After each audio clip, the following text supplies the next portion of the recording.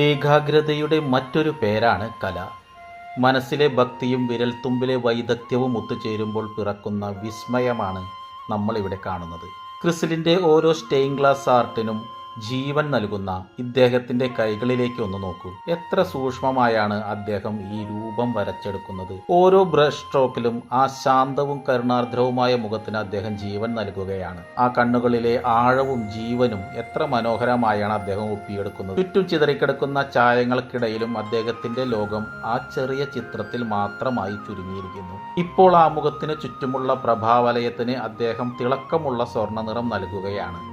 ആ നിറം പടരുമ്പോൾ ചിത്രത്തിന് കൂടുതൽ ജീവനും പൂർണ്ണതയും കൈവരുന്നത് നമുക്ക് കാണാം. ചുറ്റുമുള്ളതൊന്നും ശ്രദ്ധിക്കാതെ താൻ വരയ്ക്കുന്ന ചിത്രത്തിലേക്ക് മാത്രമുള്ള ആ സമർപ്പണം. ഒരു സാധാരണ ചിത്രം എന്നതിലുപരി ഒരു യഥാർത്ഥ കലാകാരൻ്റെ ഏകാഗ്രതയാണ് ഈ കാഴ്ചയെ ഇത്രമേൽ മനോഹരമാക്കുന്നത്. നിശബ്ദമായി സംസാരിക്കുന്ന ഈ മനോഹരമായ കലാസൃഷ്ടി കാണുമ്പോൾ നിങ്ങളുടെ മനസ്സിലേക്ക് ആദ്യം വരുന്നത് എന്താണ്? ദയവായി കമൻറ്റ് ചെയ്യൂ.